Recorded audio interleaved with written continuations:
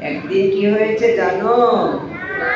এক বুড়িমা আল্লাহর রাসূলের কাছে এসে বলল, হুজুর আপনি একটু আমি বুড়ির জন্য দোয়া করিয়ে। আল্লাহর রাসূল বলে, কি দোয়া করব?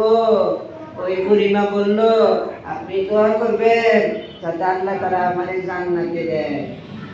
আল্লাহর রাসূল কিন্তু কখনো মজাক কইরা কৌতুক কইরাও মিথ্যা কথা বলেন নাই। কি কও তোমরা? মিথ্যা কথা বলছেন?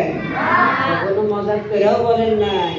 আল্লাহ রাসূল ওই বুড়িমাকে বললেন যে আল্লাহ তো বুড়িকে জান্নাতে প্রবেশ করাবেন না। এখন এই বুড়িমা সে কান্না শুরু করে দিল, বলল, রাসূল তাহলে কি আমার জান্নাতে যাওয়া হবে না? আল্লাহ রাসূল সাল্লাল্লাহু আলাইহি সাল্লাম মুস্কি হাসতে হাসতে বললে, বুড়িমা আল্লাহ তো বুড়ি বুড়াকে জান্নাতে প্রবেশ করাবেন না। আল্লাহ যখন জান্নাতে প্রবেশ করাবেন তখন যুবক যুবতী বানিয়ে জান্নাতে প্রবেশ করাবেন। সুবহানাল্লাহ।